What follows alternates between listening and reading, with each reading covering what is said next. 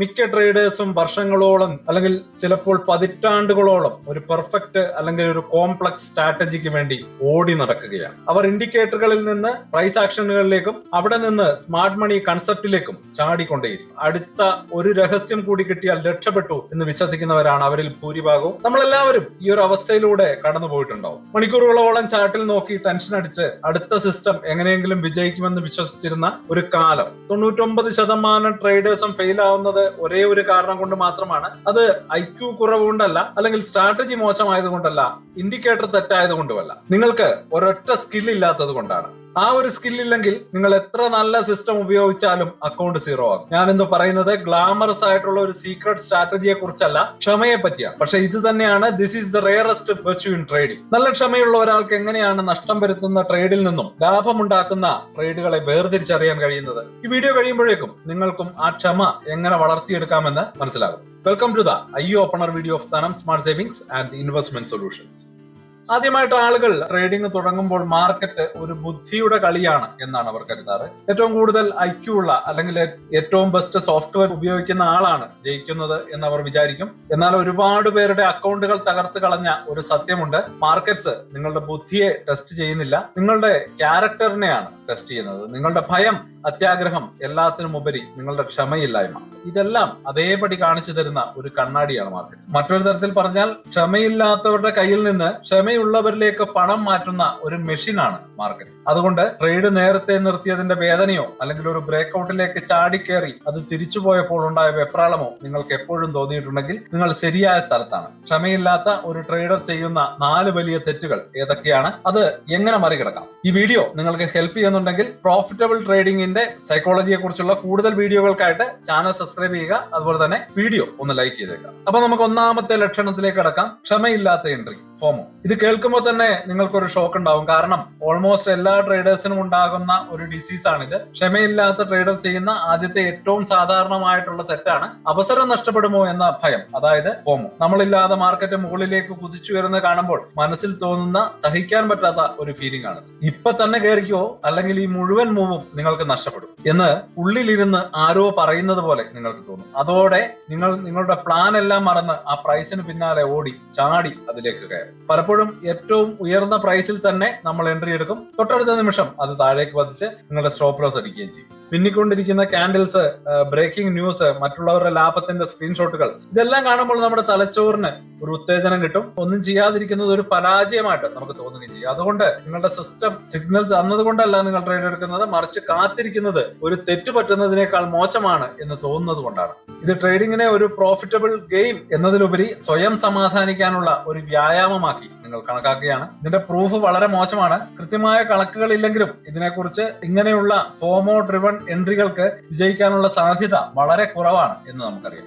എന്നാൽ ക്ഷമയുള്ള ഒരു ട്രേഡർ ഒരു മെഷീൻ ഗണ്ണറെ പോലെയല്ല, ഒരു സ്നൈപ്പറെ പോലെയാണ് പ്രവർത്തിക്കുന്നത്. കാണുന്നതിനെ എല്ലാം വെടിവെക്കുകയല്ല, മറിച്ച് എല്ലാ സാഹചര്യങ്ങളും ഒത്തുവരുന്ന ഒരു പെർഫെക്റ്റ് ഷോട്ടിന് വേണ്ടി കാത്തിരിക്കുകയാണ്. അതാണ് തന്റെ ജോലി എന്ന് അയാൾക്കറിയാം. ചാർട്ടിലെ എല്ലാ ചലനങ്ങളും ഒരു യഥാർത്ഥ അവസരമല്ലെന്ന് മനസ്സിലാക്കുക. ഈ ഒരു ഡിസിപ്ലിൻഡ് കാത്തിരിപ്പാണ് ഒരു പ്രോ ട്രേഡറിനെ ഒരു ഗാംബ്ലറിൽ നിന്ന് വ്യത്യസ്തനാക്കുന്നത്. ചിലപ്പോൾ നിങ്ങൾക്ക് ചെയ്യാൻ കഴിയുന്ന ഏറ്റവും പ്രോഫിറ്റബിൾ ആയിട്ടുള്ള ട്രേഡ് ഒരു ട്രേഡും ചെയ്യാതിരിക്കുന്നതാണ് എന്ന തിരിച്ചറിവാണ്. സ്നൈപ്പർ പോലെ ട്രേഡ് ചെയ്യുന്നവരാണ് സർവൈവ് ചെയ്യുന്നത്. മെഷീൻ ഗൺ പോലെ ട്രേഡ് ചെയ്യുന്നവർ ബേൺ ഔട്ട് ആയേക്കും. രണ്ടാമത്തെ ലക്ഷണം ദ ഇംപേഷ്യന്റ് എക്സിറ്റ്, ക്ഷമയില്ലാത്ത എക്സിറ്റ്, ലാഭം തട്ടിയെടുക്കുന്ന ഒരവസ്ഥ. ക്ഷമയില്ലാത്ത എക്സിറ്റ് ശരിയായ ഭയം കൊണ്ടാണ് ഉണ്ടാകുന്നത്. ഇതാണ് രണ്ടാമത്തെ ആ ഒരു മിസ്റ്റേക്ക്. നല്ല രീതിയിൽ പ്രോഫിറ്റിൽ പോയിക്കൊണ്ടിരിക്കുന്ന ഒരു ട്രേഡ് എങ്ങാനും ലോസ് ആകുമോ എന്ന പേടികൊണ്ട് ചെറിയ ലാഭത്തിൽ എക്സിറ്റ് ആവുക. നമ്മളെല്ലാവരും ഇത് ചെയ്തിട്ടുണ്ടാവും. നിങ്ങൾ ഒരു മികച്ച ട്രേഡിലാണ്, നിങ്ങൾക്ക് അനുകൂലമായിട്ട് ട്രേഡ് നീങ്ങുന്നു, എന്നാൽ പെട്ടെന്ന് ഒരു ചെറിയ പുൾ ബാക്ക് കാണുന്നു, നിങ്ങളുടെ നെഞ്ചിരിപ്പ് കൂടും. കയ്യിൽ കിട്ടിയ പ്രോഫിറ്റ് തിരികെ കൊടുക്കേണ്ടി വരുമോ എന്ന പേടി സഹിക്കാൻ വയ്യാതെ വരുമ്പോൾ നിങ്ങൾ ആ ക്ലോസ് ബട്ടൺ അമർത്തും. എന്നിട്ട് മാർക്കറ്റ് നിങ്ങളില്ലാതെ 100 കണക്കിന് പോയിന്റുകൾ മുന്നോട്ട് പോകുന്നത് വേദനയോടെ നിങ്ങൾ നോക്കി നിൽക്കും. ബിഹേവിയർ ഫിനാൻസിലെ പാഠങ്ങൾ പറയുന്നത് ഒരു ലാഭം കിട്ടുന്നതിലെ സന്തോഷത്തിന്റെ ഏകദേശം ഇരട്ടി വേദനയാണ് ഒരു നഷ്ടമുണ്ടാകുമ്പോൾ നമുക്ക് തോന്നുന്നത്.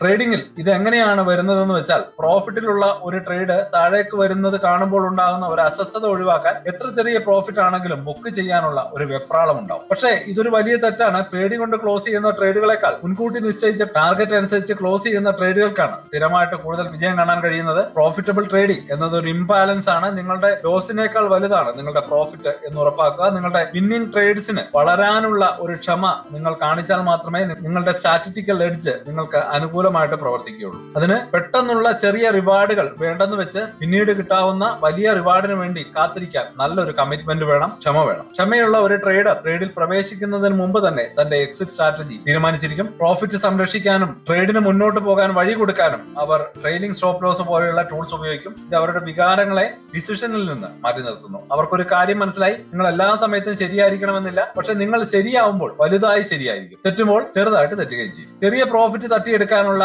ആ ഒരു തോന്നലിനെ നിങ്ങൾ മറികടന്നാൽ മാത്രമേ അത് സാധ്യമാകുകയുള്ളൂ. വിന്നിംഗ് ട്രേഡ്സ് ഗ്രോ ചെയ്യാൻ പ്രാക്ടീസ് വേണം, ലോസ് കട്ട് ചെയ്യാൻ കറേജ് വേണം. മൂന്നാമത്തെ ലക്ഷണം the lack of patience with system. ഒരുപക്ഷെ നമ്മളെ പെട്ടെന്ന് ചതിക്കുന്ന ഒരു പ്രശ്നമാണിത്. കാരണം ആ സമയത്ത് നിങ്ങൾ പ്രൊഡക്റ്റീവ് ആണ് എന്ന് നിങ്ങൾക്ക് തോന്നും. ഒരു മാജിക് സ്ട്രാറ്റജിക്ക് വേണ്ടിയുള്ള നിർത്താതെയുള്ള ക്ഷമയില്ലാത്ത തിരച്ചിലാണ് നിങ്ങളുള്ളത്. ഒരു ട്രേഡർ ഒരു സിസ്റ്റം കണ്ടെത്തുന്നു, 1-2 ആഴ്ച അത് ട്രൈ ചെയ്യുന്നു.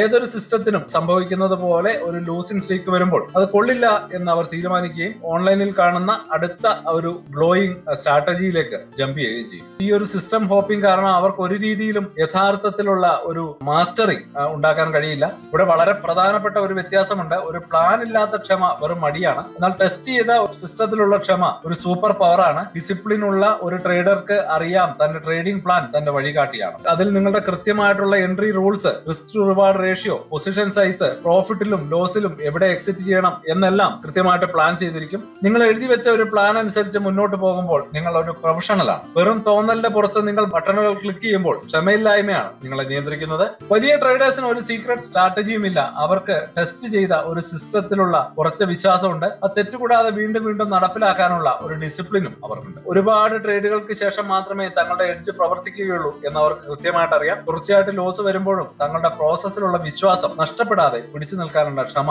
അവർക്കുണ്ട്. ഒരാഴ്ച ഒരു സ്ട്രാറ്റജി, നെക്സ്റ്റ് വീക്ക് പുതിയ strategy, third week YouTube strategy. Result എന്തായിരിക്കും? No mastery, no edge, only confusion. Magic strategy ഇല്ല, മാജിക് ഡിസിപ്ലിൻ മാത്രമേ ഉള്ളൂ. ഇത് മാത്രമാണ് നമ്മളുടെ ലോജിക്.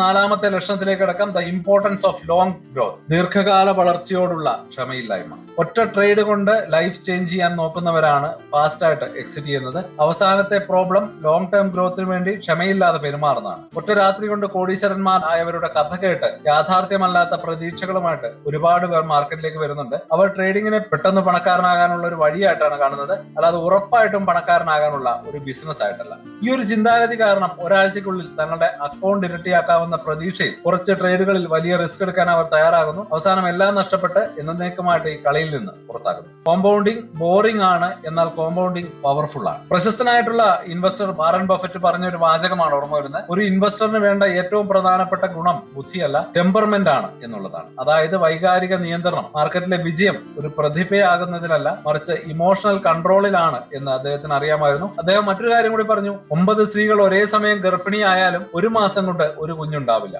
ചില കാര്യങ്ങൾക്ക് സമയമെടുക്കും. ട്രേഡിംഗിലൂടെ യഥാർത്ഥ സമ്പത്ത് ഉണ്ടാക്കുന്നത് ഒരു സ്പ്രിന്റ് ഓട്ടമല്ല, അതൊരു മാരത്തോൺ ഓട്ടമാണ്. നിങ്ങളുടെ ക്യാപിറ്റൽ സംവിധാനത്തിലും സ്ഥിരതയിലും വളരാൻ അനുവദിക്കാനുള്ള ക്ഷമ അതിന് അത്യന്താപേക്ഷിതമാണ്. ഇൻവെസ്റ്ററിന് വേണ്ടത് ഇന്റലിജൻസ് അല്ല, ടെമ്പർമെന്റ് ആണ്. ക്ഷമയുള്ള ഒരു ട്രേഡർ തന്റെ കരിയറിനെ കുറിച്ച് ദിവസങ്ങളുടെ കണക്കിലല്ല, വർഷങ്ങളുടെ കണക്കിലാണ് ചിന്തിക്കുന്നത്. അവർ കൺസിസ്റ്റന്റ് എക്സിക്യൂഷനിലും റിസ്ക് മാനേജ്മെന്റിലും ശ്രദ്ധ കേന്ദ്രീകരിക്കുന്നു. ചെറിയൊരു പോസിറ്റീവ് എഡ്ജ് പോലും ലോങ് ടൈമിൽ വലിയൊരു ശക്തിയായി മാറുമെന്ന് അവർക്കറിയാം. അവർ തങ്ങളുടെ നിയമങ്ങളിൽ ഉറച്ചു നിൽക്കുന്നു. ഒരു ട്രേഡർ ഒരു ട്രേഡിലും തങ്ങളുടെ ക്യാപിറ്റലിന്റെ ഒരു ചെറിയ ശതമാനത്തിൽ കൂടുതൽ റിസ്ക് എടുക്കുന്നില്ല. തങ്ങളുടെ ഒന്നാമത്തെ ജോലി ക്യാപിറ്റൽ സംരക്ഷിക്കുകയാണ് എന്ന് അവർ മനസ്സിലാക്കുന്നു. കാരണം അതുണ്ടെങ്കിൽ മാത്രമേ തങ്ങളുടെ ക്ഷമ ഫലം കാണുകയുള്ളൂ എന്നവർക്കറിയാം. ഈ കളിയിൽ തുടരാൻ ഇത് കൂടിയേ തീരും. ഈ ലോങ് ടൈം കാഴ്ചപ്പാടാണ് ഒരു കരിയർ കെട്ടിപ്പടുക്കാനുള്ള പ്രൊഫഷണലിന്റെയും ലോട്ടറി ടിക്കറ്റിനായിട്ട് തിരയുന്ന അമച്ചർ ട്രേഡറിനെയും വേർതിരിക്കുന്നത്. എങ്ങനെ ക്ഷമ നമുക്ക് ഒരു ശീലമാക്കി മാറ്റാം? അപ്പോൾ ഈ തെറ്റുകൾ മനസ്സിലാക്കുന്നത് അല്ല, ക്ഷമയില്ലായ്മ മനസ്സിലാക്കുന്നത് അത് ആദ്യ പടിയാണ്. എന്നാൽ ക്ഷമ എന്ന സ്കിൽ നിങ്ങൾ എങ്ങനെയാണ് വളർത്തിയെടുക്കുക? ഇത് ജന്മനാ കിട്ടുന്ന ഒരു സ്വഭാവമായിരിക്കില്ല. ഇത് ഒരു മസിൽ പോലെ നമ്മൾ ട്രെയിൻ ചെയ്തെടുക്കുന്ന ഒരു കഴിവാണ്. ഒന്നാമതായിട്ട് നിങ്ങൾക്ക് വിശദമായ ഒരു ട്രേഡിംഗ് പ്ലാൻ ഉണ്ടാക്കിയെടുക്കുക. അത് കൃത്യമായിട്ട് പാലിക്കുക. ഈ പ്ലാൻ നിങ്ങളുടെ സ്വന്തം വികാരങ്ങൾക്കെതിരായിട്ടുള്ള ഒരു പടച്ചട്ടയാണ്. ഗസ് വർക്കിന് ഒരു സ്ഥാനവും ഇല്ലാത്ത രീതിയിൽ അത് ക്ലിയർ ആയിരിക്കണം. മാർക്കറ്റ് തുറക്കുന്നതിന് മുമ്പ് നിങ്ങളുടെ setup, entry, rules, stop loss, profit target ഇവയെല്ലാം കൃത്യമായിട്ട് തീരുമാനിക്കുക. ട്രേഡിംഗ് സമയത്ത് നിങ്ങളുടെ ഒരേ ഒരു ജോലി ആ പ്ലാൻ നടപ്പിലാക്കുക എന്നത് മാത്രമാണ്. രണ്ടാമതായിട്ട് വിശദമായിട്ടുള്ള ഒരു ട്രേഡിംഗ് ജേർണൽ സൂക്ഷിക്കുക എന്നുള്ളതാണ്. നിങ്ങളുടെ ട്രേഡുകൾ മാത്രമല്ല, നിങ്ങളുടെ വികാരങ്ങളും അതിൽ രേഖപ്പെടുത്തുക. എപ്പോഴൊക്കെ നിങ്ങളുടെ നിയമങ്ങൾ ലംഘിക്കപ്പെടാൻ തോന്നുന്നുവോ അതിന് കാരണമായത് എന്താണ് എന്ന് കൂടി എഴുതി വെക്കുക. അത് ബോറടിച്ചത് കൊണ്ടാണോ, അല്ലെങ്കിൽ അത്യാഗ്രഹം കൊണ്ടാണോ, അതോ പേടി കൊണ്ടാണോ? കാലക്രമേണ നിങ്ങളുടെ സ്വന്തം പാറ്റേൺസ് നിങ്ങൾക്ക് കാണാൻ തുടങ്ങും. ആ ഒരു തിരിച്ചറിവാണ് കൺട്രോളിലേക്കുള്ള ആദ്യപടി. നിങ്ങളുടെ ജേർണൽ നോക്കുമ്പോൾ ക്ഷമയോടെ പ്ലാൻ ചെയ്തെടുത്ത ട്രേഡുകളും ക്ഷമയില്ലാതെ ആവേശത്തോടെ എടുത്ത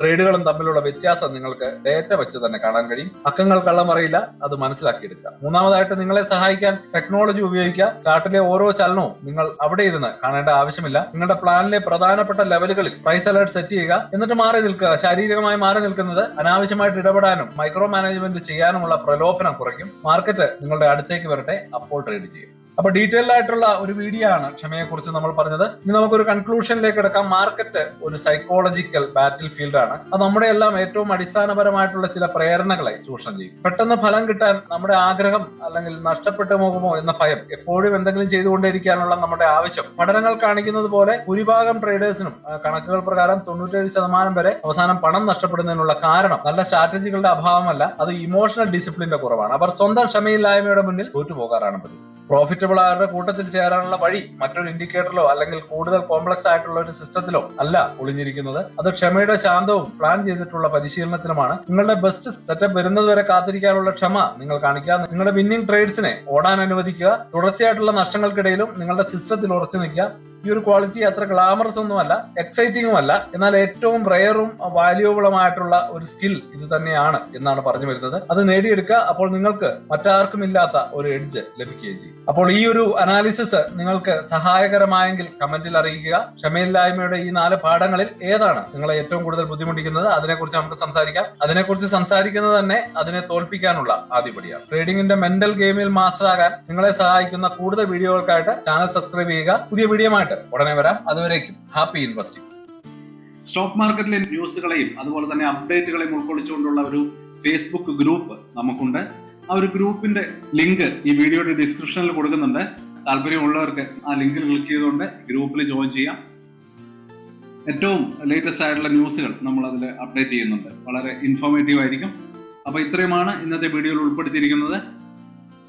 പുതിയ ന്യൂസുകളുമായിട്ട് നാളെ വീണ്ടും വരാം. ബൈ.